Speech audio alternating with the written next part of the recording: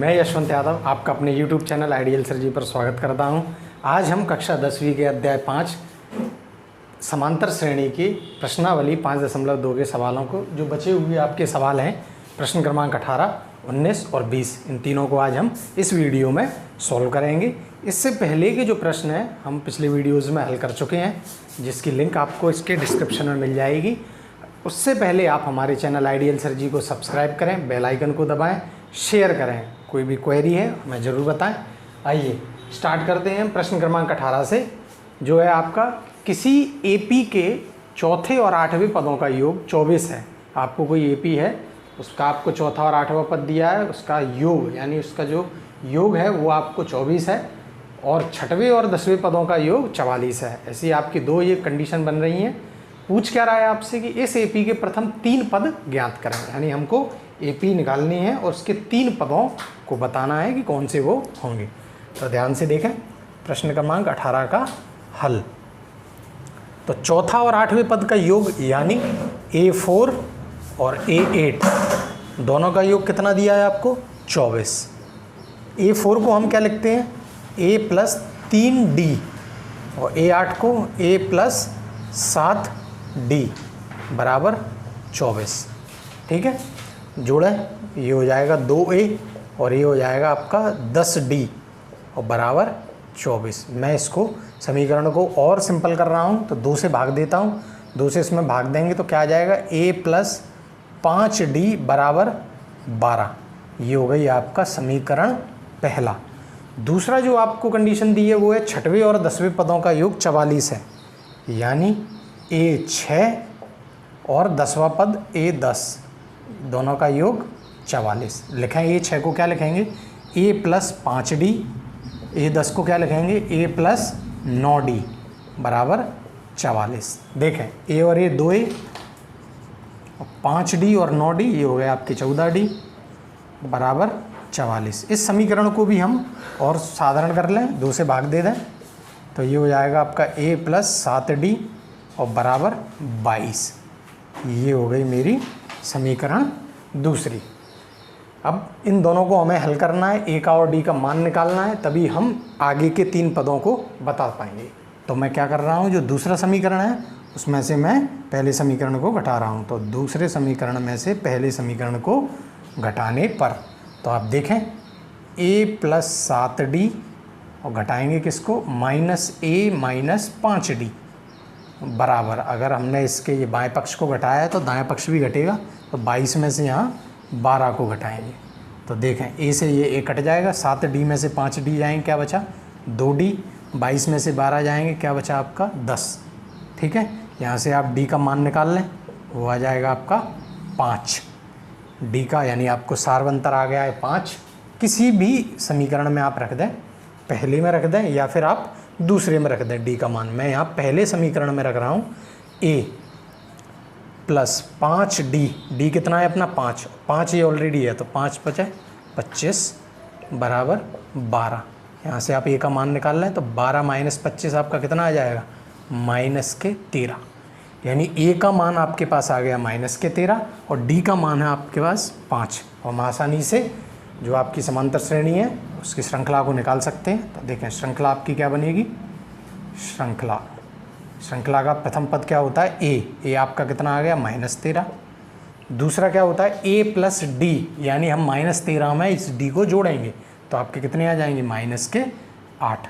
तीसरा पद क्या है? फिर से हम D को जोड़ें, जो आपका दूसरा पद है उसमें हम फिर से D को जोड़ेंगे तो -8 + 5 कितने हो जाएंगे? -3। उसने आपको AP के 3 पद ज्ञात करने के लिए कहा है, तो हम यहीं तक इस AP को ज्ञात करेंगे। तो ये था आपका प्रश्न क्रमांक 18। सब्सक्राइब जरूर करते चलें, बेल आइकन को भी दबाएं, इतना काम आप अवश्य करें। प्रश्न क्रमांक 19 को पढ़ें। अब प्रश्न क्रमांक 19 में वो आपसे कह रहा है कि सुब्बा राव ने 1995 में 5,000 रुपये के मासिक वेतन कार्य आरंभ किया और प्रत्येक वर्ष 200 रुपये की वेतन वृद्धि प्राप्त की। देखिए श्रृंखला हम कैसे बनाएंगे कि जो उसका मासिक वेतन है वो कितना है? 5,000 रुपये। अब मासिक जो आप उसको प्रत्येक वर्ष जो उसके वेतन में जो वृद्धि हो रही है वो हो रही है 200 रुपये की, यानी हम जो उसकी वर्ष 1995 में जो उसकी सैलरी है यानी वेतन है, उसमें हम 200 रुपये को क्या करते जाएंगे, बढ़ाते जाएंगे, यानी कि 5200। अगला क्या होगा, 5400। ठीक है, इस तरह से ध्यान से देखें, पूछ क्या रहा है आपसे कि किस वर्ष में उसका वेतन 7000 हो जाएगा, यानी 7000 रुपये वो पूछ रहा है आपको कि किस वर्ष में हो जाएगा। तो 7000 हमने मान लिया वो हो जाएगा आपके n वर्ष में। ठीक है, यहाँ से आप क्या करें, ए का मान निकाल लें श्रृंखला से, वो है आपका 5000, डी का मान निकाल लें, वो है आपका 200। ठीक है, और nth टर्म है आपकी 7000।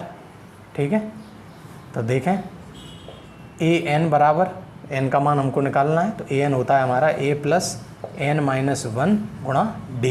a है आपका 5000 प्लस n है आपका, n तो हमको निकालना ही है, तो n माइनस 1 रखें, और d है आपका 200।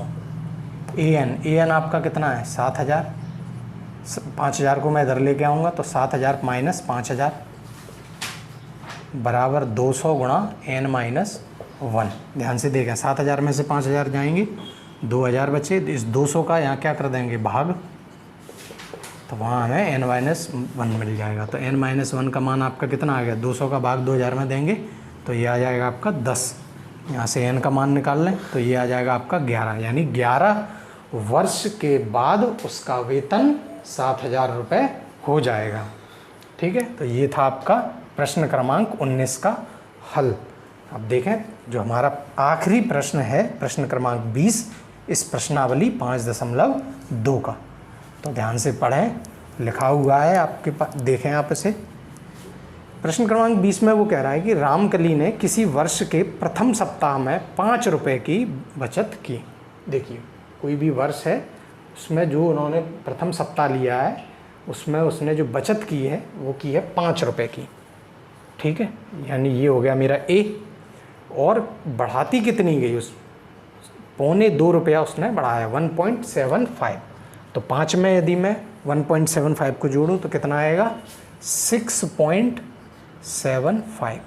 ऐसे ही मैं आगे जोड़ूंगा तो ये कितना आ जाएगा, उसमें आप फिर से 0.75 को जोड़ दें। इस तरह से 90वें सप्ताह में बचत उसकी कितनी हो जाती है, 20.75। 20.75। तो n ज्ञात कीजिए।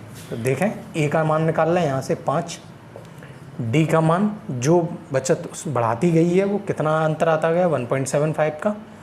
ठीक है, n हमें निकालना है कि 90वें सप्ताह में जो बचत हुई है, यानी कि an कितना हुआ है 20.75। तो an का मान निकालें, a प्लस n माइनस 1 गुणा d से। an आपका कितना है 20.75, a कितना है 5, और n का मान तो हमें निकालना ही है, d है आपका 1.75।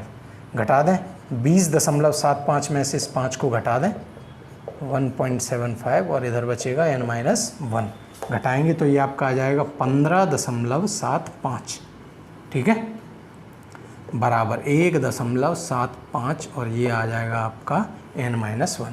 क्या करेंगे, यहाँ इसका भाग देंगे, तो 15.75 का हम भाग दे देंगे 1.75 में। ठीक है, बराबर n माइनस 1। आप आसानी से भाग दीजिए 175 का, काटना है काट लीजिए, देखें काटें, 25 से ही काट लीजिए, तो ये हो जाएगा आपका 25 सत्ते 175। ठीक है, और यहाँ काटें इसको,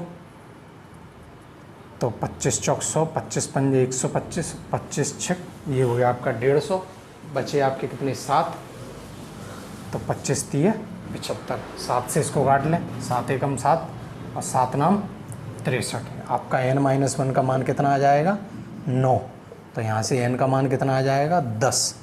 तो आप देखें कि 10वें सप्ताह में रामकली की जो बचत होगी वो कितनी आ जाएगी 20.75।